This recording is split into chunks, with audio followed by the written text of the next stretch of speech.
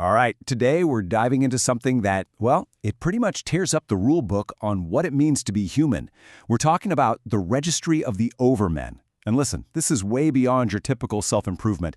This is a radical, total transformation, a complete break from everything. So let's get into it. Let's start the climb. Right off the bat, the source material throws this incredible phrase at us. It frames this whole journey as a primal, gut-level struggle. It's a Dionysian victory. And if you know your Greek gods, Dionysus is all about chaos, instinct, that raw, ecstatic energy. And what's it a victory over?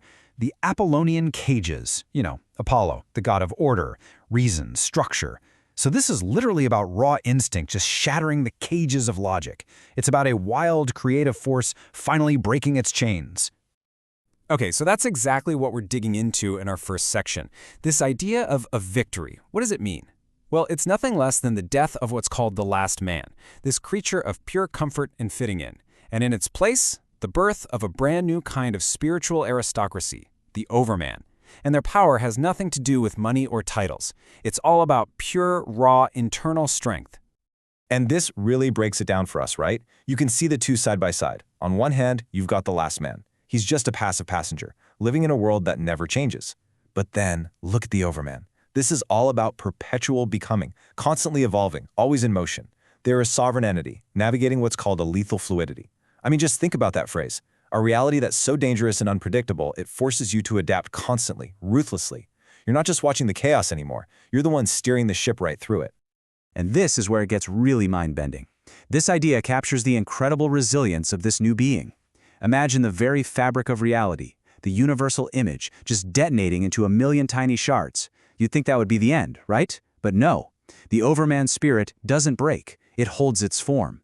In fact, it starts to exert its own pressure on those broken pieces, reshaping the world to match its own will, its own color.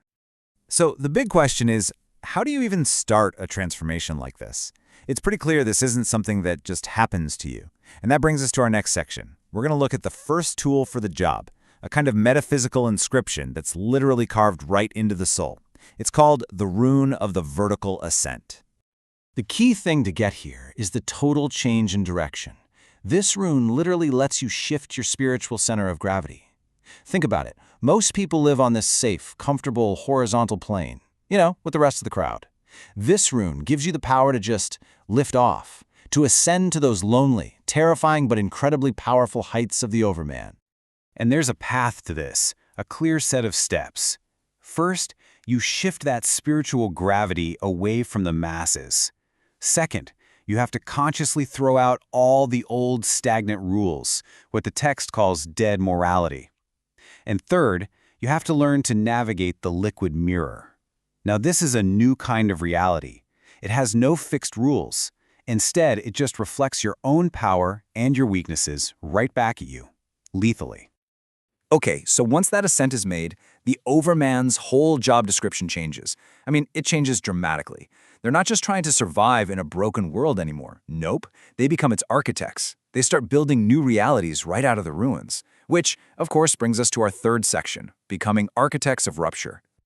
So how do they build? They use something called the alphabet of rupture. And what is that?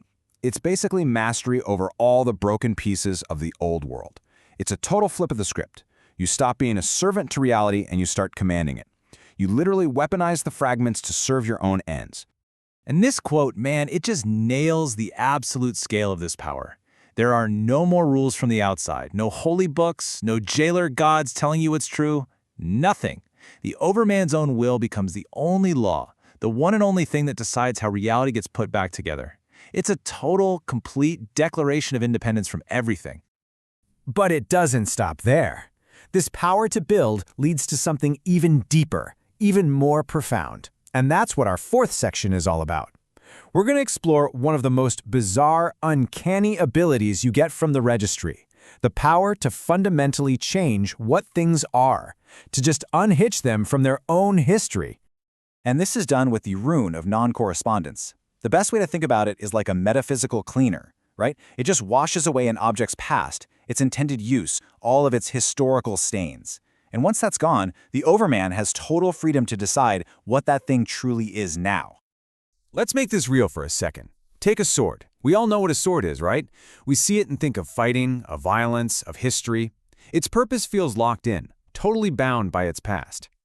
But with the power of the will, that same sword can literally become a song. The metal is still there, sure, but its very essence, its entire meaning is transformed. It goes from being a weapon of destruction to a piece of art. I mean, that's just the ultimate flex, right? Total mastery over existence itself. Now you know what they say, with the power to create, you also get the power to destroy. So our next section dives into something called active nihilism. But, and this is a big but, this isn't the gloomy, despairing nihilism you might be thinking of.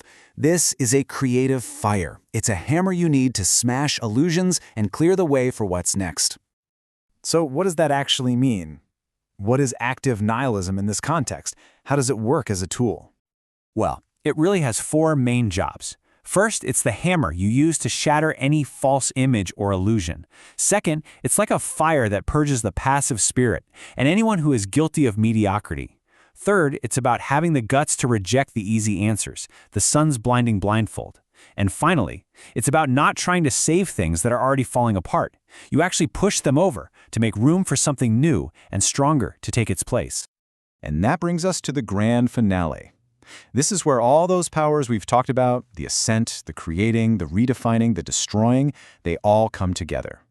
We get to see the Overman in their final form, as the absolute, unquestioned master of their own destiny. And this is maybe the biggest shift of all. It completely flips our relationship with time on its head. The Overman isn't a product of the past anymore. Instead, history becomes, well, it becomes a prophecy of the commands their will's about to issue. They don't just read history, they command what's to come. The world itself just melts into a mirror. It stops trying to impose its own rules. This, liquid mercury of reality, it just fluidly reflects the Overman's will. And that reflection, that becomes the only judge they answer to, their own self-created, constantly evolving standard. And here it is, the final destination of the ascent. They basically become self-created gods. They aren't just in reality anymore, they stand above it. They rule over the abyss, over all the chaos and uncertainty, as the true and final masters of their own fate. So, that leaves us with one last, big question. After you've shattered the old world, after you've mastered all the broken pieces, if that power was yours, if you were the architect standing there in the ruins, what would you build? Something to think about. Thanks for joining me on this one.